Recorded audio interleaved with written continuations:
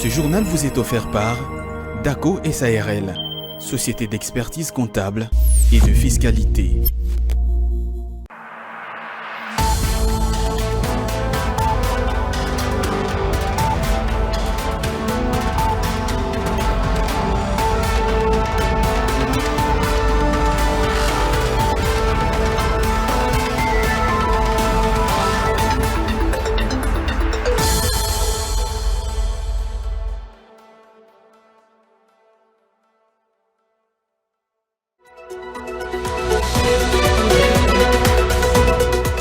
Une nouvelle société épinglée pour non-respect de la loi sur la sous-traitance en République démocratique du Congo. Il s'agit du groupe russe Kazakh ERG. Au total, 9 de ces sociétés déguisées en sociétés de sous-traitance et évoluant notamment au sein des Boss Mining ou encore Frontier SA sont tout simplement radiées du marché des sous-traitances en RDC par l'autorité des régulations de la sous-traitance dans le secteur privé. Dans ce journal, vous écouterez Miguel Katembe Kachal.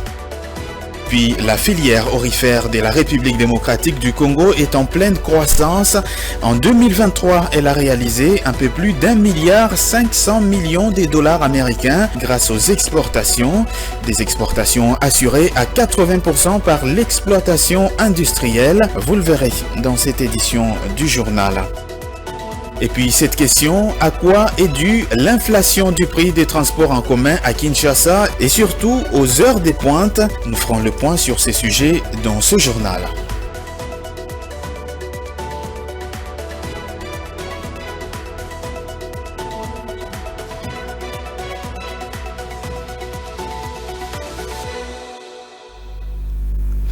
Et voilà tout pour les titres de cette édition du journal. Bienvenue à toutes et à tous. Tout d'abord, cette information, les travaux du Centre d'appui à la technologie et à l'innovation ont été lancés le mardi 12 mars 2024 au Fleuve Congo Hôtel de Kinshasa par le ministre de l'Industrie Julien Paluku. Ce centre veut permettre aux inventeurs congolais de protéger leurs inventions sur place en RDC, en lieu et place de le faire à l'étranger.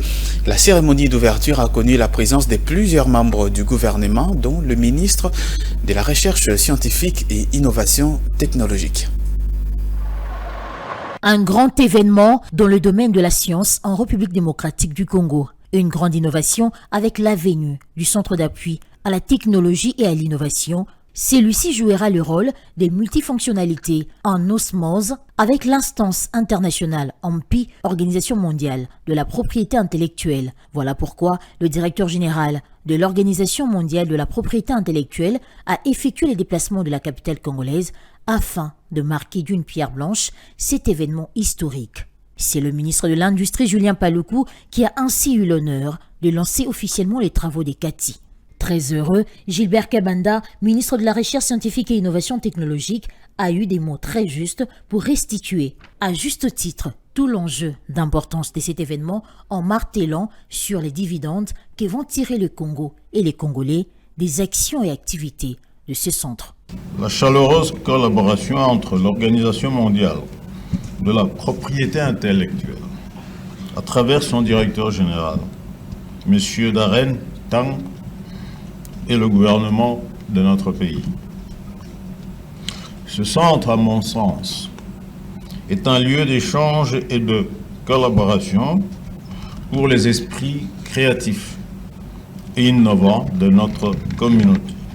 En ayant son propre centre d'appui à la technologie et à l'innovation, la RDC comble les lacunes en matière de multifonctionnalité dans la protection des confidentialités des œuvres des innovateurs et inventeurs congolais.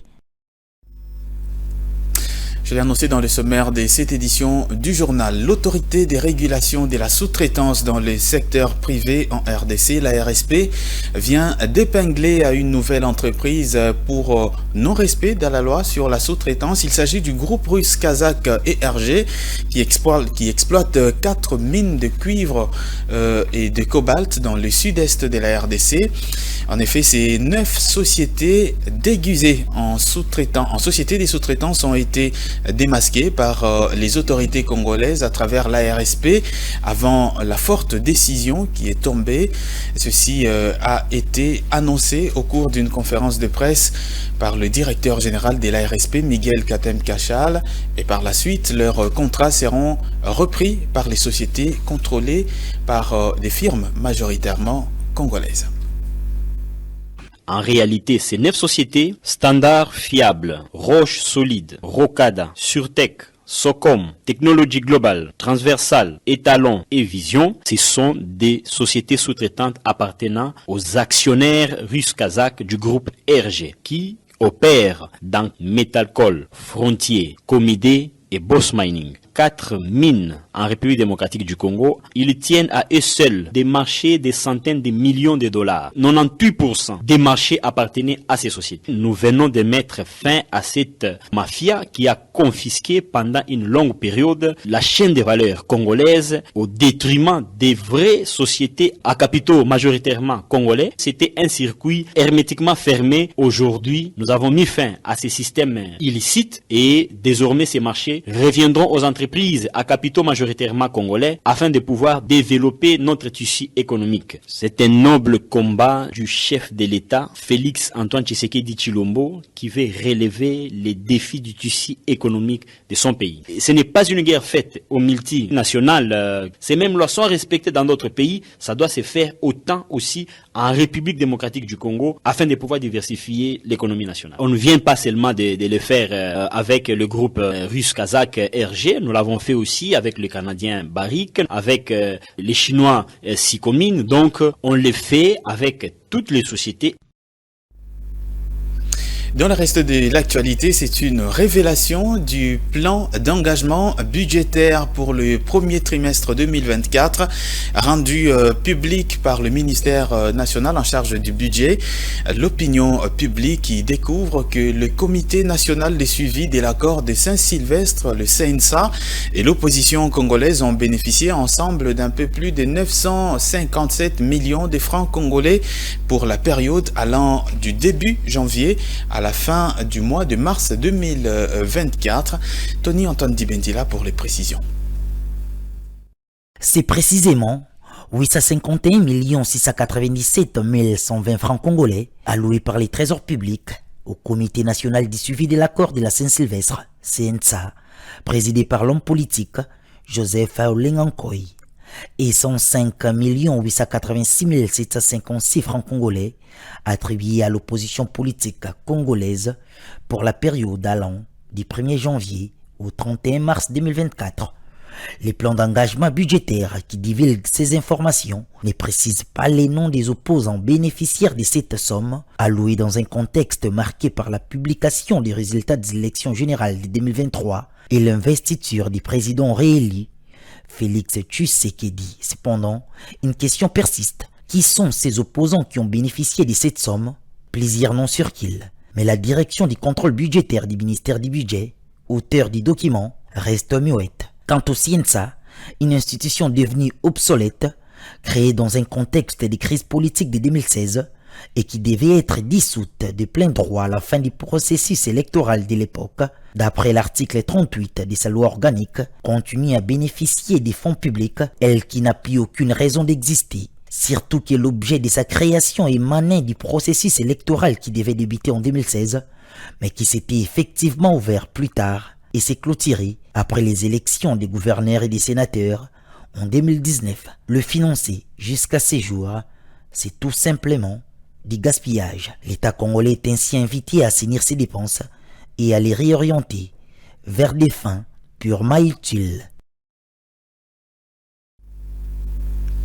Je l'ai annoncé dans le sommaire de cette édition du journal, la filière aurifère en République démocratique du Congo est en pleine croissance. En 2023, le trésor public de la RDC a récolté 1,563 milliard de dollars américains et c'est là grâce à l'exportation de l'or, soit un excédent de près de 460 millions de dollars américains comparé à l'année 2022. Cette évolution est portée en grande partie par l'exploitation industrielle de l'or qui couvre environ 80% des revenus. Regardez. Le secteur aurifère en République démocratique du Congo accuse de nouveau une bonne performance, comme on peut le voir dans ces documents intitulés statistiques minières partielles et provisoires publiées par la cellule technique des coordinations et des planifications minières. Ainsi, la quantité d'or exportée en 2023 est estimée à 34 526 kg, une réalisation qui a généré en valeur 1 563 953 664 dollars américains. Dans le détail, l'or issu de l'exploitation industrielle couvre approximativement 80,4% des revenus, soit 1 257 902 786 dollars américains. Dans cette branche industrielle, l'entreprise d'exploitation minière Kibali Gold a généré à elle seule 99% des revenus, soit près de 906 millions de dollars américains. Par ailleurs, dans la catégorie d'exploitation artisanale, les exploitations de l'or ont rapporté au pays 306 50 778 dollars américains, ce qui en pondération représente 19,6% et en quantité 34 526 kg d'or. Ici, la province du Sud Kivu détient les records d'expédition avec 98% d'or exporté, soit 301 millions de dollars américains. Ce, par l'entremise de Primera Gold, une entreprise du portefeuille de l'État. Elle est suivie par la province de Kinshasa avec 1% de parts chiffrées en valeur à 1 549 000 dollars américains et le reste des provinces représente 1,2%. Signalons par ailleurs qu'en 2022, la valeur totale d'exportation d'or était de l'ordre d'1,104 milliard de dollars américains en valeur et 28 306 kg en quantité, de chiffres qui traduisent en valeur une dynamique de croissance de 4,6 millions de dollars américains de revenus en 2023. Une performance qui pourrait s'expliquer entre autres par les efforts qu'entreprend le gouvernement central en vue d'assainir le secteur minier et d'en tirer suffisamment profit. Dans la liste de ces efforts, l'on peut mentionner l'opérationnalisation de l'inspection générale de mines, dont la mission particulière est de lutter contre la fraude et la contrebande minière. Restons toujours dans le secteur minier. Les prix des principaux produits miniers justement d'exportation congolaise s'affichent à la hausse au cours de la période allant du 11 au 16 mars 2024, tandis que ceux des principaux produits agricoles et menus forestiers d'exportation de la RDC affichent une tendance plutôt stable. Les informations sont tirées du dernier rapport de la Commission nationale des mercuriales du ministère du Commerce extérieur. On peut voir dans ce rapport que les prix du cobalt affichent une tendance haussière cette semaine en se négociant à 27 963 dollars américains la tonne contre 27 925 dollars la tonne la semaine précédente pour un écart des prix positifs de 38 dollars américains. Et le cuivre s'est négocié également à la hausse cette semaine, soit 8 417 dollars américains la tonne contre 8 406 dollars la tonne la semaine passée, une hausse de 11 dollars américains. L'autre produit en os, les zinc, il se négocie cette semaine à 2399 dollars la tonne contre 2364 dollars la tonne la semaine passée, soit une hausse de 35 dollars américains. Les prix de l'or affichent aussi une tendance haussière en se vendant à 67,27 dollars le gramme contre 65,62 dollars le gramme la semaine précédente, soit un écart des prix positifs de 1,65 dollars américains. L'argent est également en os cette semaine avec 0,75 dollars le gramme contre 0,74 dollars le gramme la semaine passée pour une hausse de 0,01 dollars. Le tantal amorce également le même rythme en se négociant autour de 234,20 dollars le kilogramme contre 230,80 dollars le kilogramme la semaine précédente pour une hausse de 3,4 dollars américains. Les seuls produits miniers en baisse, c'est le thym qui se vend à 26 720 dollars la tonne contre 27 595 dollars la tonne la semaine précédente, dégageant une baisse de 875 dollars américains. Dans la catégorie des produits agricoles et menus forestiers et d'exportation congolaise, ils affichent une tendance stable sur les marchés internationaux en se négociant respectivement de cette manière. Les caoutchoucs est à 0,81 dollars le kilogramme, la papaïne est à 17,17 dollars le kilogramme, et les écorces de quinquina à 1,88 € les kilogrammes, la poudre de Totakina à 55,20 € les kilogrammes, les sels de quinine à 93,84 € les kilogrammes et la Rawalfia à 1,56 € les kilogrammes. Et puis, le numérique est un des secteurs importants qui permet notamment de booster l'économie du pays.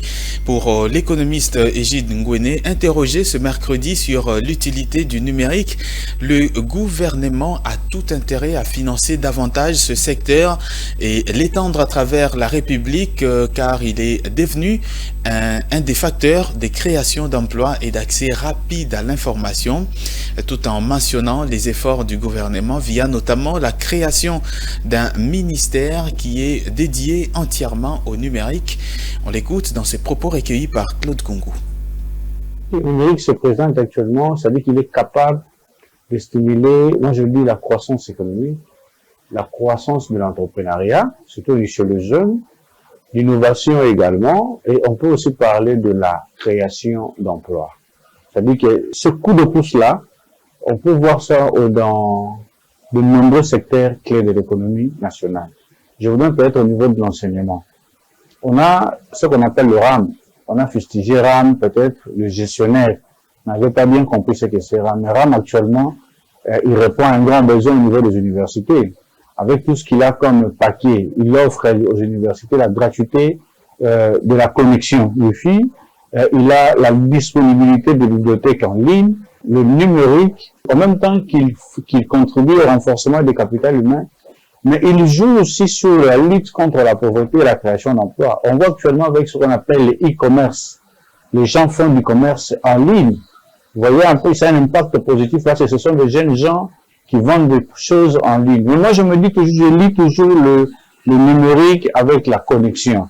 Là, je pourrais carrément demander au gouvernement congolais de mettre des centres de formation qui peuvent former de jeunes gens qui n'ont pas de diplôme, des jeunes gens sans diplôme au numérique. C'est-à-dire que si on leur forme à savoir comment le numérique fonctionne, il a la possibilité d'avoir plusieurs possibilités pour s'en sortir dans la vie. Il faut aussi que le gouvernement essaye un peu d'étendre. Il ne faut pas seulement que ça s'arrête dans la ville de Kinshasa. Qu'il essaye un peu d'étendre le numérique dans toutes les provinces éloignées de la RDC. Quand je vois les provinces éloignées, je parle du fin fond. Et puis, cette question, je l'ai annoncée dans le sommaire de cette édition du journal. Pourquoi il y a inflation des prix de transport en commun et surtout à des heures tardives, à ces heures généralement le matin, tout comme le soir, les conducteurs des taxis et des taxis moto fixent comme bon leur semble le prix, évoquant au passage comme raison des embouteillages, entre autres, des aléas qui affectent négativement la mobilité des citoyens. Étienne Lissumbu et Pichunzita ont fait la ronde de la ville ce mercredi. C'est devenu une habitude à Kinshasa. À 2 heures de pointe, le paisible citoyen s'attend contre leur gré et toute rationalité à une augmentation irrégulière de prix de courses de transport. Ces prix se voient ainsi doublés, voire triplés, sans respect aucun de la grille tarifaire fixée par l'autorité provinciale. Mais aussi sans craindre le représailles qui du moins n'existe presque plus. Pour le conducteur de taxi-moto, cette situation serait imputable, entre autres, à la détérioration des infrastructures routières, mais également à la concentration des activités professionnelles dans le centre-ville où se dirigent chaque jour de millions de Kinois, créant au passage des embouteillages monstres. Beaucoup de gens nous interpellent sur la hausse irrégulière de prix des transports, mais ils ignorent le délabrement de nos routes et les embouteillages monstres qui se créent tous les jours. Pour un trajet de quelques minutes, nous faisons des heures de route pour arriver à destination. Tous ces paramètres pris en compte nous poussent à hausser le prix des transports.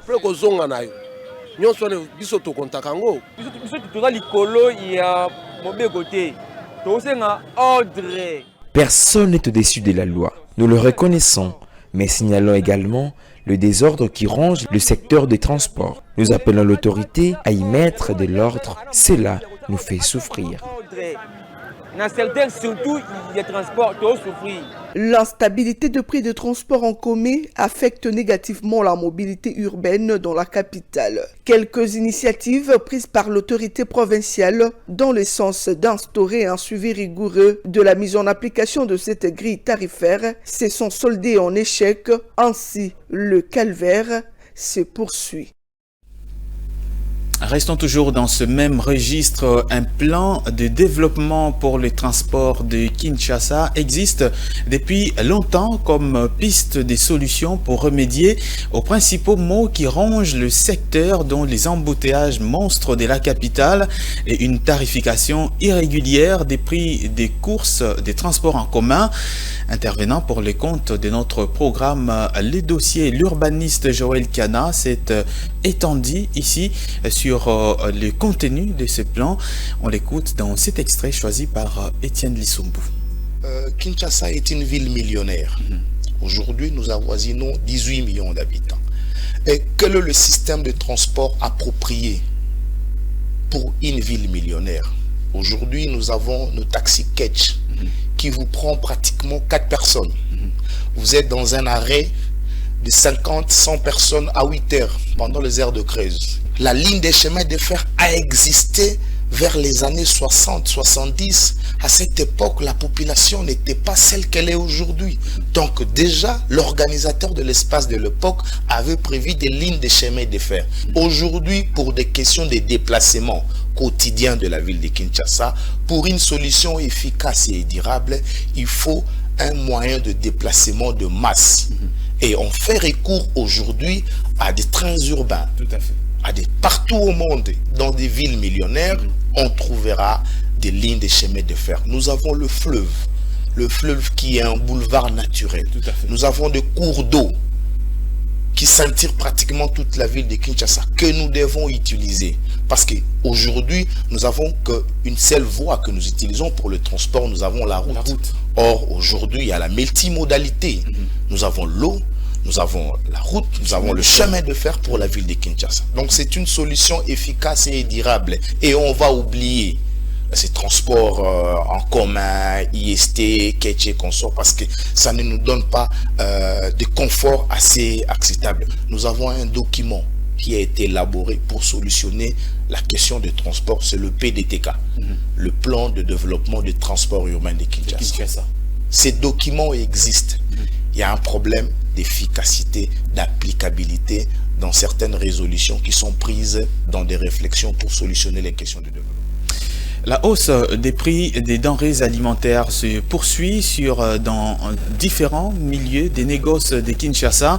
Ce mercredi, ce sont les prix des épices et du riz qui viennent d'augmenter. Une situation que les commerçants du marché Molar, notamment dans la commune de Bandalungwa, attribuent à la dépréciation de la monnaie locale, le franc congolais, et à la forte dépendance de l'économie nationale aux importations. Divine Mwenze et Ruben Manata nous en disent plus.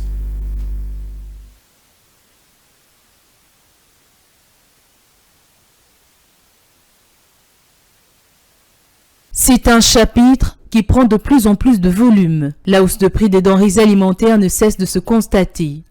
Ici, nous sommes au marché Molar, dans la commune de Bandalungwa à Kinshasa. La fluctuation des prix cause préjudice aux commerçants, ce au regard du ralentissement de leurs activités. De quoi attiser leur inquiétude. Le social de notre pays est à revoir. À l'époque où nous étions encore enfants, les prix sur le marché étaient suivis de près. Mais aujourd'hui, chacun fait ce qu'il veut. Moi, je suis veuve et ne vis que de cette activité commerciale.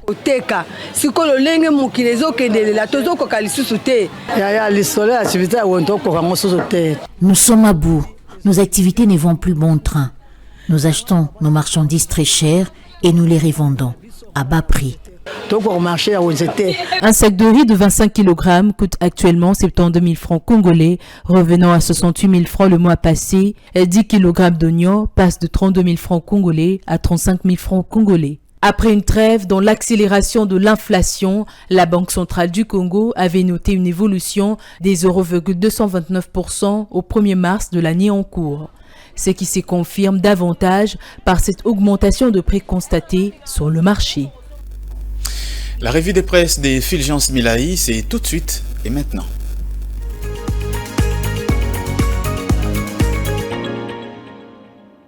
Sur la revue des presses qui commence avec Congo Nouveau qui écrit dans sa page numéro 7 RDC, 9 sociétés d'un groupe minier russe kazakh radié du marché de la sous-traitance.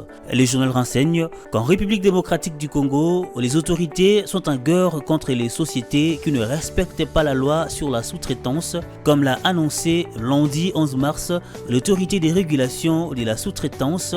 Les groupes russes et kazakh Erg qui exploitent des mines de cuivre a été épinglés. Plusieurs de ces contrats ont été repris par des sociétés congolaises. Et le journal Congo Nouveau rajoute qu'en RDC, ces textes des lois sur la sous-traitance n'admettent que des sociétés à capitaux majoritairement congolais, mais bon nombre échappent à ces textes par des mécanismes de fraude. C'est notamment le cas du groupe russe Kazakh Erg qui exploite 4 mines de cuivre et cobalt dans le sud-est congolais.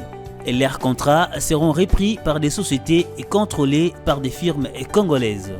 Cette même information est à retrouver à la 5e page du quotidien La Prospérité qui écrit pour sa part par respect, 9 sociétés du groupe russe kazakh Erg radieux du marché de la sous-traitance en RDC. La vigilance et la rigueur sont de mise du côté du directeur général de l'ARSP, Miguel Katembo Kachal, à la stricte application des mesures prises par l'État congolais pour réglementer le secteur privé de la sous-traitance en République démocratique du Congo. Le journal La Prospérité rajoute, c'est ainsi que 9 sociétés du groupe russe kazakh Erg ont été radiées du marché de la sous-traitance en RDC par une décision qui a été annoncée avec fermeté ce lundi 11 mars par l'autorité de régulation de la sous-traitance, fière d'avoir mis un terme à cette mafia qui pendant une longue période s'est emparée de la chaîne de valeur congolaise au détriment des vraies sociétés à capitaux majoritairement congolais.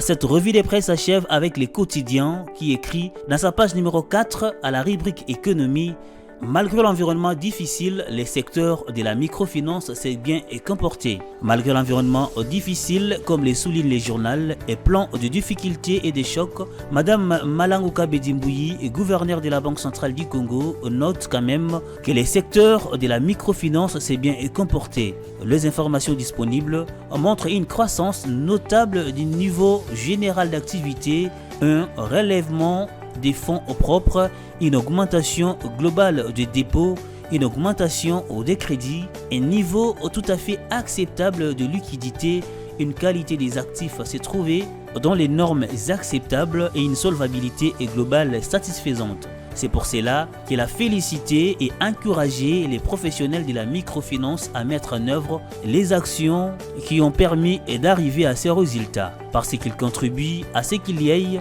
un secteur financier en RDC qui est solide et qui soutient le développement du secteur privé. Fin de cette revue des presses, merci à vous de l'avoir suivi.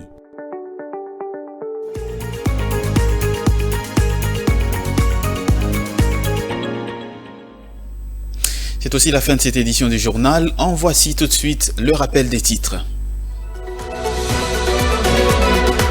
Une nouvelle société épinglée pour non-respect de la loi sur la sous-traitance en République démocratique du Congo. Il s'agit du groupe russe kazakh ERG. Au total, 9 de ces sociétés déguisées en sociétés de sous-traitance et évoluant notamment au sein des Boss Mining ou encore Frontier SA sont tout simplement radiées du marché des sous-traitances en République démocratique du Congo par l'autorité des régulations de la sous-traitance dans les secteurs privés. Dans ce journal, vous avez écouté Miguel Katem Kachal, directeur général de l'ARSP.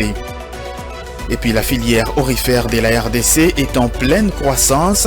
En 2023, elle a réalisé un peu plus d'1,5 milliard de dollars américains grâce aux exportations. Des exportations, vous l'avez vu dans ce journal, assurées à 80% par l'exploitation industrielle. Et puis cette question, à quoi est due l'inflation du prix des transports en commun à Kinshasa et surtout aux heures des pointes? Dans ce journal, nous avons fait les points sur ces sujets.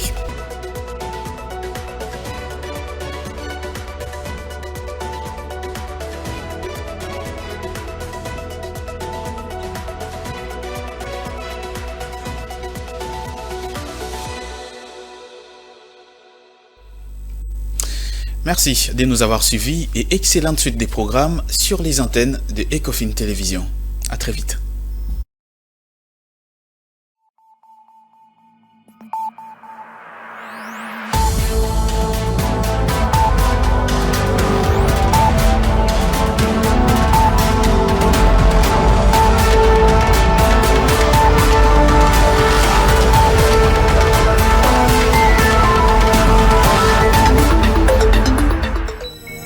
Ce journal vous a été offert par DACO SARL, société d'expertise comptable et de fiscalité.